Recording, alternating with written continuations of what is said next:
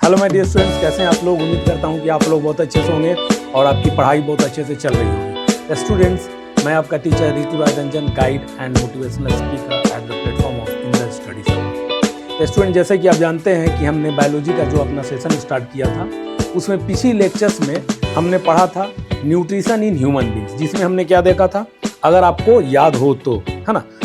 Nutrition in human beings में हमने देखा था इंजेशन, इंजेशन के बाद क्या आता है स्टूडेंट, डाइजेशन, डाइजेशन के बाद एब्जॉर्प्शन, एब्जॉर्प्शन के बाद assimilation and then after at last में इजेशन।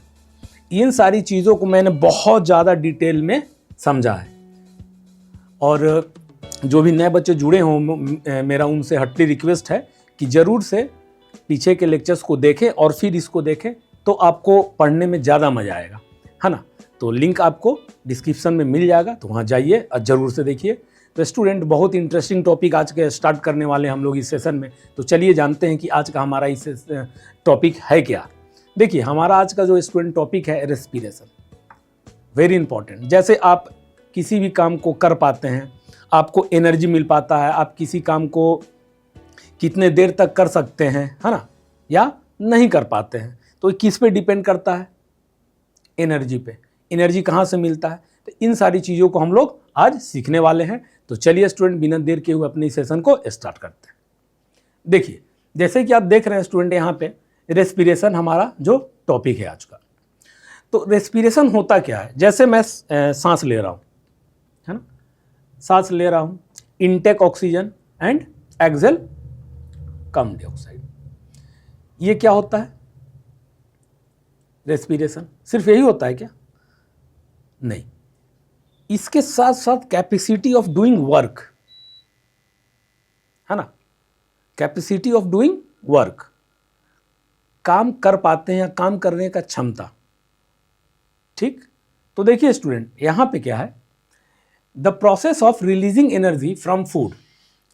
प्रोसेस, जो प्रक्रिया होता है एनर्जी रिलीज होने का, तो एनर्जी किससे रिलीज होता है, फूड से, है ना, उसको क्या कहते हैं, रेस्पिरेशन।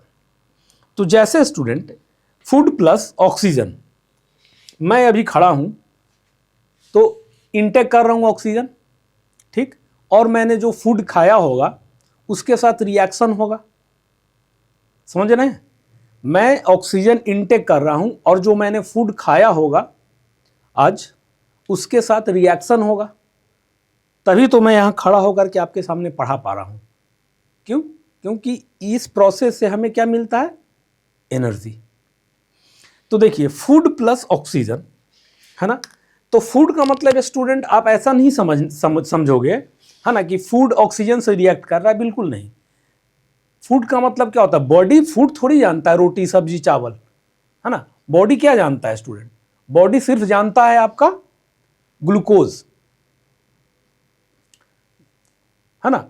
फूड क्या होता है, फूड लास्टली ब्रेक डाउन होता है स्मॉलर पार्टिकल्स में, उसके बाद हमें क्या मिलता है, ग्लूकोज। तो यहाँ पे आप हमेशा ध्यान रखोगे कि जब भी बात हो रही है ग्लूकोज की बात हो रही है ना, ग्लूकोज रिएक्ट करेगा ऑक्सीजन से।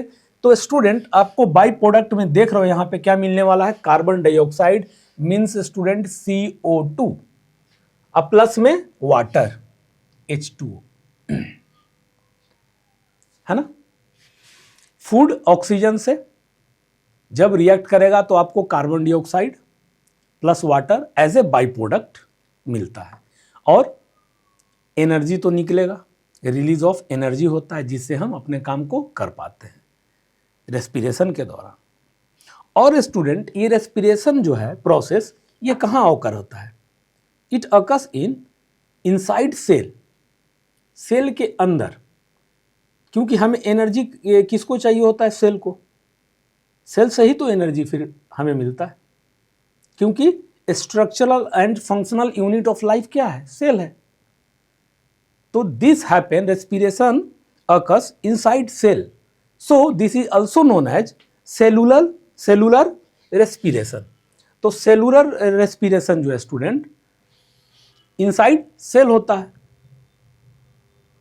फिर उसको वहां से एनर्जी मिलता है जो हम यूज करते हैं उसे, है ना। तो अगर मैं आपसे पूछूं कि सबसे मेन जो है, मेन बाई प्रोडक्ट क्या है रेस्पिरेशन का, तो आप क्या बोलोगे कि सर कार्बन डाइऑक्साइड है। क्यों? क्योंकि देखिए कार्बन डाइऑक्साइड एनीवे हम एक्सहेल करते हैं, है ना, ऑक्सीजन इनहेल करते हैं और कार्बन डाइऑक्साइड छोड़ते हैं, तो एनीवे कार्बन डाइऑक्साइड को बाहर ही जाना होगा, because this is harmful for us, for any living organism, है ना। तो मैं अपनी बात करता हूं यानी कि ह्यूमन बींग्स की और एनिमल्स, तो कार्बन डाइऑक्साइड बाहर ही जाएगा। बट वाटर क्या होता है, ये भी बाई प्रोडक्ट है ना, but water is not so harmful for our body, है ना। ओके, तो रिमेंबर इट। और यही चीज को मैं यहां लिखा हूं, process of respiration takes place inside cell, so it is known as cellular respiration, है ना। तो release of energy you will have to keep in mind. चलिए अब इसके आगे समझते हैं, छोटा सा और एक टॉपिक है ना, उसके साथ मतलब दो और टॉपिक हम लोग डिस्कस करेंगे इसमें स्टूडेंट। तो चलिए अब जो हमारा नेक्स्ट का टॉपिक है उसे देखते हैं। अब चलिए हम लोग समझते हैं ब्रीदिंग के बारे में और रेस्पिरेशन के बारे में। देखिए ब्रीदिंग क्या, ब्रीदिंग मतलब जैसे सांस लेना, सिंपल इजी है। तो ये प्रोसेस होता है जब आप ऑक्सीजन को इनटेक करते हो, ऑक्सीजन को ऑब्टेन करते हो, है ना, और कार्बन डाइऑक्साइड को रिलीज करते हो, इसी को हम क्या बोलते हैं, ब्रीदिंग, है ना, इसी को हम लोग क्या बोलते हैं, ब्रीदिंग। तो देखिए the process by which organism obtain oxygen and release carbon dioxide is called breathing, है ना। तो आप पूछोगे कि सर रेस्पिरेशन में, बिल्कुल, but release of energy also in their, है ना। तो ये चीज हम लोग अभी कंपैरेटिव स्टडी करके इसको और अच्छे से समझ लेंगे। देखिए तो यहां पे स्टूडेंट आपका क्या हो गया, आप ऑक्सीजन ऑब्टेन करते हो और कार्बन डाइऑक्साइड छोड़ते हो, जैसे सांस छोड़ते हो कार्बन डाइऑक्साइड ही निकलता CO2, है ना, इसी को कहते हैं breathing. This is very important. और उसके साथ साथ ब्रीदिंग को समझिए, breathing is a physical process. अच्छा, ब्रीदिंग फिजिकल प्रोसेस है, हाँ ब्रीदिंग फिजिकल प्रोसेस है। क्यों? क्योंकि ब्रीदिंग में आपका लंग्स क्या होता है, ज़्यादा इन्वॉल्व होता है। ये फिजिकल प्रोसेस है, फिजिकली आप ये करते हैं, तो ब्रीदिंग, है ना। देखिए वही है, process of breathing involves lungs. तो ब्रीदिंग में क्या होता है, obtain oxygen and release of carbon dioxide, और इसमें लंग्स इन्वॉल्व होता है ना। और क्या कि ब्रीदिंग एक फिजिकल प्रोसेस है ना। अब चलिए हम लोग आगे देखते हैं कि ये रेस्पिरेशन से कैसे थोड़ा डिफरेंट है ना, क्या अंतर है। देखिए अब रेस्पिरेशन जो हुआ ना स्टूडेंट, वो ओवरऑल की बात होगा, ब्रीदिंग एक अलग पार्ट हो गया। अब रेस्पिरेशन क्या हो गया कि ब्रीदिंग तो है ही इन्वॉल्व, इसमें ब्रीदिंग तो कर ही रहो रेस्पिरेशन में, बट इसमें एनर्जी भी रिलीज हो रहा है, एनर्जी। फिर से सुनिए, ब्रीदिंग तो इन्वॉल्व हो ही रहा है रेस्पिरेशन में, बट इसमें क्या हो रहा है स्टूडेंट, एक एनर्जी भी आपको रिलीज हो रहा है ना। यानी कि ब्रेक डाउन ऑफ क्या हो रहा है, फूड, यानी कि oxidation of food. Getting my point? वही यहां लिखा हुआ है, respiration includes breathing as well as oxidation of food. Yes, क्योंकि ऑक्सीडेशन ऑफ फूड होगा, है ना, तो हमें बाई प्रोडक्ट में क्या मिलेगा, energy, water and carbon dioxide. और ब्रीदिंग से क्या मिलेगा, कार्बन डाइऑक्साइड रिलीज होगा as a by product. I am talking okay. तो यहां पे ये इंपॉर्टेंट है, दिस इज वेरी इंपॉर्टेंट, आप इसको याद रखिएगा। ये ब्रीदिंग को भी इन्वॉल्व करता है और ऑक्सीडेशन ऑफ फूड को भी इन्वॉल्व करता है, उसे हम कहते हैं student respiration. Getting my point? आगे देखिए, रेस्पिरेशन इंक्लूड्स फिजिकल, हाँ रेस्पिरेशन जो है वो आपको फिजिकल प्रोसेस तो है ही। क्यों? क्योंकि ब्रीदिंग तो इन्वॉल्व है, तो ब्रीदिंग इन्वॉल्व है और ब्रीदिंग क्या है, फिजिकल प्रोसेस। तो रेस्पिरेशन में फिजिकल प्रोसेस तो है ही, साथ में ब्रेक डाउन ऑफ फूड हो रहा है। फूड मीन्स स्टूडेंट ग्लूकोज, है ना, ग्लूकोज ब्रेक डाउन हो रहा है जब ऑक्सीजन से रिएक्ट कर रहा है, और बाई प्रोडक्ट में क्या मिल रहा है हमें? Carbon dioxide, water and energy. तो यही लिखा हुआ है यहां कि respiration includes physical and biochemical process. Getting my point? आगे देखिए, in the process of respiration lungs and mitochondria both, क्योंकि एनर्जी जो है हमें कहां से मिलता है? सेल से मिलता है ना। उसके अंदर क्या होता है? माइटोकॉन्ड्रिया। और माइटोकॉन्ड्रिया इसके साथ बहुत इंपॉर्टेंट चीज है, अगर याद होगा ही आपको, power house of the cell कहा जाता है इसे। क्या कहते हैं? Power house of the cell, यानी कि एनर्जी यहीं से जनरेट होता है। पावर हाउस ऑफ द कभी कभी नहीं होता है कि कभी साउथ का मूवी आप देखते हैं, उसमें क्या बोलता है कि पावर हाउस है ना, तो उसको पता है इसके बारे में, इसलिए। तो power house of the cell which is known as mitochondria. Getting my point? अब स्टूडेंट क्या है नेक्स्ट में देखिए, respiration is just opposite of photosynthesis. क्या ये स्टेटमेंट सही है? अगर है देन जस्टिफाई इट, अगर नहीं है तब भी जस्टिफाई कीजिए कि नहीं है। कैसे? तो बिल्कुल, respiration is just opposite of photosynthesis. कैसे है? देखिए, रेस्पिरेशन में ध्यान से देखिएगा। रेस्पिरेशन में क्या होता था स्टूडेंट? ऑक्सीडेशन ऑफ फूड, अभी जस्ट मैं पढ़ाया हूं आपको, है ना। ऑक्सीडेशन ऑफ फूड, फूड मतलब क्या? ग्लूकोज। हमारा बॉडी ग्लूकोज को जानता है, चावल दाल रोटी को नहीं जानता। Getting my point? तो ग्लूकोज जब रिएक्ट करेगा ऑक्सीजन से तो बाई प्रोडक्ट में हमें क्या मिलेगा? Carbon dioxide, water and energy release होता है, जिससे हम काम कर पाते हैं। ठीक, ये हुआ एक पॉइंट रेस्पिरेशन के लिए, है ना। अब आप समझिएगा कि ये अपोजिट कैसे है। How respiration is opposite of photosynthesis, यानी कि फूड का मतलब क्या होता है student? Glucose. Getting my point? Glucose जब रिएक्ट करता है ऑक्सीजन से तो बाई प्रोडक्ट में हमें carbon dioxide, water and energy release होता है। और फोटोसिंथेसिस क्या होता है? तो आप बोलोगे सर फोटोसिंथेसिस में हमें सनलाइट रहता है, सनलाइट, वाटर और कार्बन डाइऑक्साइड। जैसे प्लांट हुआ, है ना, तो प्लांट सनलाइट लेता है, carbon dioxide, sunlight, carbon dioxide और वाटर, और क्या बनाता है फिर बाई प्रोडक्ट में? तो आप बोलोगे सर ग्लूकोज बनता है बाई प्रोडक्ट में। यानी कि प्लांट के लिए फूड क्या हुआ? ग्लूकोज। और हमारे लिए फूड क्या होता है? ग्लूकोज, है ना, स्टार्च। हुआ कि नहीं अपोजिट? यानी कि आप यहां रेस्पिरेशन में आप देख रहे हो कि हमें बाई प्रोडक्ट क्या मिल रहा है? Carbon dioxide plus energy. और फोटोसिंथेसिस में क्या हो रहा है?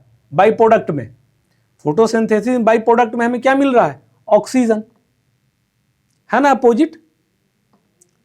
बाई प्रोडक्ट में हमें क्या मिल रहा है? ऑक्सीजन। और खाना बनाता है तो ग्लूकोज। कहिए। तो now we can say that कि yes this is true, respiration is just opposite of photosynthesis. ठीक है स्टूडेंट्स, है ना। अब चलिए इसके आगे एक टॉपिक है, उसको समझते हैं। अब हम लोग समझते हैं एडीपी और एटीपी के बारे में। एक चीज आप बताइए मुझे कि जैसे टॉर्च में से लाइट निकलता है, उसमें बैटरी होता है। जब आपको टॉर्च का ज़रूरत होता है आप यूज़ करते हो, फिर उसको बंद कर देते हो, है ना। तो ऐसा होता है क्या कि जब 4 दिन बाद आप फिर से टॉर्च ऑन करते हो, बैटरी ख़त्म, कि 2-3 दिन से ये तो, है ना, रखे यूज़ हो गया, ऐसा होता है? नहीं होता है। क्यों? क्योंकि एनर्जी जब आप कट कर देते हो ना, है, टॉर्च जब लाइट नहीं दे रहा होता है तो वो सेव मोड में चला आता है ना, सेविंग मोड में खुद को सेव कर लेता है। तो उसी तरीके से स्टूडेंट हमारे शरीर में भी है कि जैसे हमें एनर्जी मिला, है ना, through respiration. Getting my point? तो उस एनर्जी को हम इमीडिएटली यूज करते हैं क्या? जरूर होता है, लेकिन मोस्ट ऑफ एनर्जी क्या होता है? स्टोर हो जाता है, ताकि बाद में हम इसको यूज करते हैं। जैसे हम रनिंग कर रहे हैं, आपको डायग्राम भी दिखेगा इसमें, है ना। तो आप हमको एक चीज बताइए कि एडीपी और एटीपी। तो देखिए स्टूडेंट, एटीपी क्या होता है? एनर्जी जो हमारे शरीर में स्टोर होता है in the form of ATP.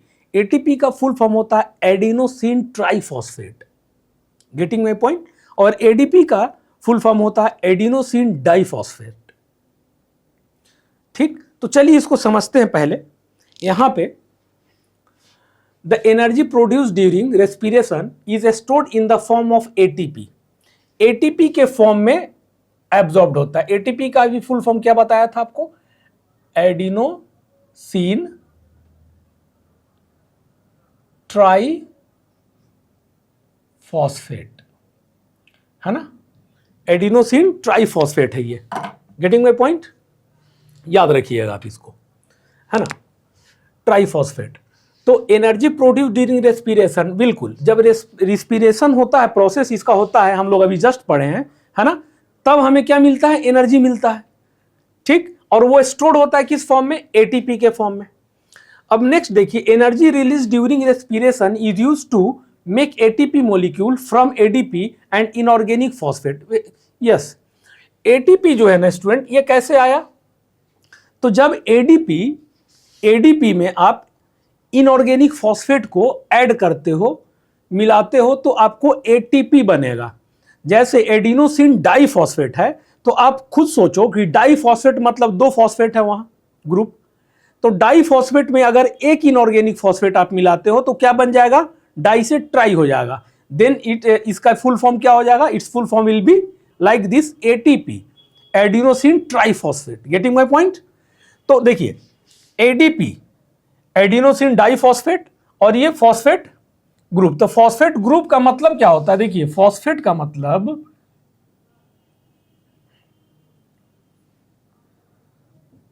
Group या मिक्सिंग ऑफ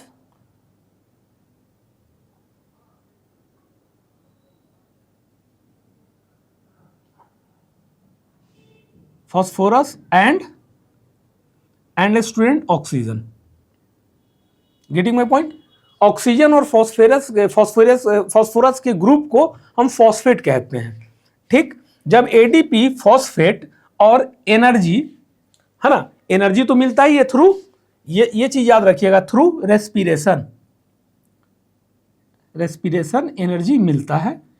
तो क्या मिलेगा हमें? जब एडीपी में फॉस्फेट मिल जाए, है ना, कॉम्बाइन कर जाए प्लस एनर्जी भी, तो वो क्या हो जाता है? Adenosine triphosphate.